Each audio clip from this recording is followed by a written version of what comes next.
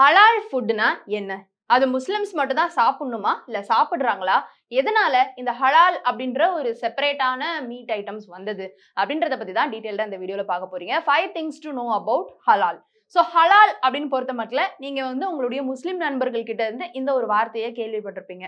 ஒரு சிக்கன் கடைக்கு போனாலோ, இல்ல மட்டன் ஷாப்புக்கு போனாலோ, அது வந்துட்டு ஹலாலா அப்படின்னு கேட்டுட்டு தான் சாப்பிடுவாங்க. இன்ஃபேக்ட் ரெஸ்டாரண்ட்டுக்கு போனாலும் அங்க வந்துட்டு ஹலால் அப்படின்றத வந்து மென்ஷன் பண்ணியிருப்பாங்க. அந்த மாதிரியான கடைகளுக்கு தான் இவங்க போய் வந்து நீங்க பார்த்திருப்பீங்க. என்னது இந்த ஹலால்? ஹலால்னா என்ன? ஏன் அத வந்து அவங்க பின்பற்றுறாங்க அப்படின்றத பார்க்கலாம். ஹலால் அப்படின்றது வந்து ஒரு அராபிக் வேர்ட் அப்படின்னு சொல்லப்படுது. இதுக்குடைய மீனிங் என்னன்னா லாஃபுல், அதாவது சட்ட ரீதியான அப்படின்றது மாதிரி சொல்லலாம். ஆனா ஃபுட்ல அப்படின்னு வரும்பொழுது லாஃபுல் அப்படின்றது என்னன்னா அந்த ஹலால் முறைப்படி, அதாவது முஸ்லிம்ஸ்க்குன்னு ஒரு ஹலால் முறை இருக்குது. அந்த முறைப்படி வெட்டப்படக்கூடிய ஒரு சிக்கனோ மட்டனோ அப்படின்றது தான் ஹலால் அப்படின்றது வருது. இதுக்கு ஆப்போசிட் பேர் என்ன அப்படின்னு பாத்தீங்கன்னா ஹராம், அதாவது பண்ணக்கூடாதது அந்த மாதிரியான விஷயங்கள். சோ சில விஷயங்கள் ஹலாலா இருக்கிறத அவங்க பின்பற்றாங்க, எதெல்லாம் ஹராமோ அதை வந்து அவங்க பண்ணக்கூடாது அப்படின்றத வந்து முஸ்லிம்ல இருக்கக்கூடியவங்க வந்து ஃபாலோ பண்ணிட்டு வந்துட்டு இருக்காங்க. இது வந்துட்டு நம்பர் 1.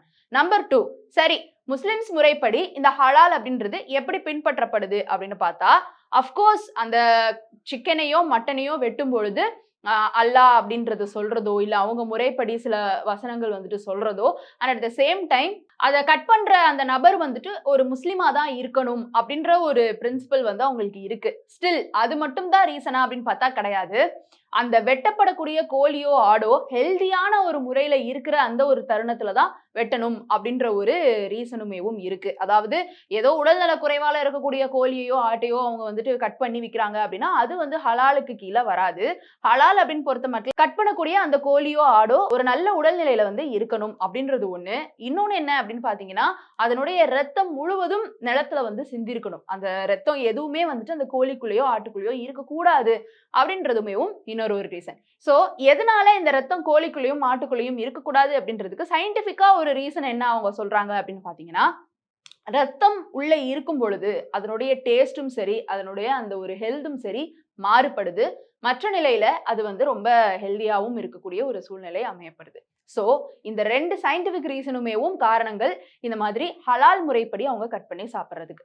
அண்ட் முக்கியமா ஹெல்தியா இருக்கக்கூடிய சிக்கன், மட்டன் அண்ட் அதையும் தாண்டி சிக்கன்லயும் மட்டன்லயும் ஒரு குறிப்பிட்ட நரம்பு ஒரு வகையான ஒரு இடம் இருக்கு. அந்த இடத்த வந்து கட் பண்ண உடனே ரொம்ப துடிதுடித்து சாகாம உடனடியா அந்த உயிரினம் வந்து இறந்து போயிடுது. அதுவும் ஹலாலின் முறைப்படி வரும் அப்படின்னு சொல்லப்படுது. சோ 3வதா ஹலாலுக்கு கீழே இந்த கட்டிங் மெத்தட் அது மட்டும் தான் இருக்கா அப்படின்னு பார்த்தா கிடையாது. போர்க் வந்து அவங்க சாப்பிடக்கூடாது. அதுவுமே ஹலாலுக்கு கீழ தான் வருது. அண்ட் ஆல்சோ நெறைய டிஷ்ஷஸ்லாம் நம்ம வந்துட்டு ஆல்கஹால் இன்ஃப்யூஸ் பண்ணி குக் பண்ணுவோம். லைக் ஒயின்லாம் ஊத்தி நம்ம நெறைய நேரம் சிக்கன் சமைப்போம். இல்ல நெறைய ஃபுட்ஸ்லாம் வந்துட்டு ஆல்கஹால் இன்ஃப்யூஸ் பண்ண ஃபுட்லாம் வந்து இருக்கும். அந்த மாதிரி ஃபுட்ல வந்துட்டு ஆல்கஹால் கலந்து வந்து சாப்பிடக்கூடாது அப்படின்றதுமேவும் முஸ்லிம்ஸ் முறைப்படி ஹலால் அப்படின்னு சொல்லப்படுது.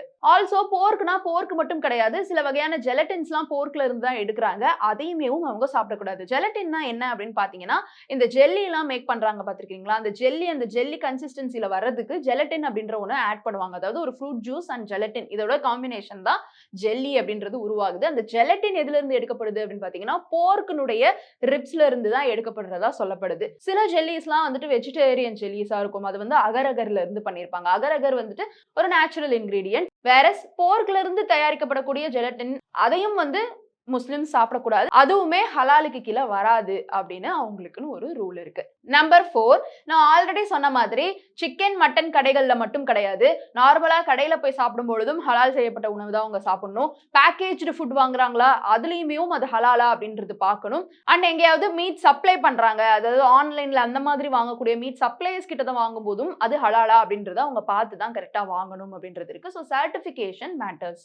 நம்பர் 5, முஸ்லிம்ஸ் மட்டும் தான் இந்த ஹலால் முறையை ஃபாலோ பண்ணணுமா இல்ல ஃபாலோ பண்றாங்களா அப்படின்னு பார்த்தா கிடையாது. நான் முஸ்லிம்ஸுமேவும் இந்த ஹலால் முறையை வந்துட்டு பின்பற்றாங்க. எதுக்குன்னு பார்க்கும்பொழுது ஹெல்த் ரீசனுக்காக தான். அந்த முறையில வந்து அந்த சிக்கனோ மட்டனோ வெட்டப்படும் பொழுது அது healthier version of chicken and மட்டனா பார்க்கப்படுது. ஆல்ரெடி நான் சொல்லியிருந்த மாதிரி அல்லாஹ் பேரை சொல்லிட்டு அவங்க கட் பண்றாங்களோ இல்ல முஸ்லிம்ஸ் கட் பண்றாங்களோ, மோர் தென் தட் அது எந்த முறையில கட் பண்ணப்படுது, அந்த ரத்தம் ஒரு சொட்டு கூட பாடியில இல்லாம இருக்கும் பொழுது அதை வந்து விற்கிறாங்க. அண்ட் ஆல்சோ அது வந்து ஹெல்தியான ஒரு நிலையில நிலையில இருக்கும் பொழுது கட் பண்றாங்க. இந்த ரீசன்ஸ் வச்சு பார்க்கும் பொழுது ஹெல்தியர் வெர்ஷனுக்காக நிறைய நான் முஸ்லிம்ஸுமேவும் ஹலால் செய்யப்பட்ட உணவை வந்து தேடி போறதாக சொல்லப்படுது. So these are all the 5 things to know about ஹலால். இந்த வீடியோ உங்களுக்கு பயனுள்ளதா இருந்ததுன்னா உங்களுடைய கருத்துக்களை கீழே வந்து கமெண்ட் பாக்ஸ்ல ரியா என் கூட ஷேர் பண்ணலாம்.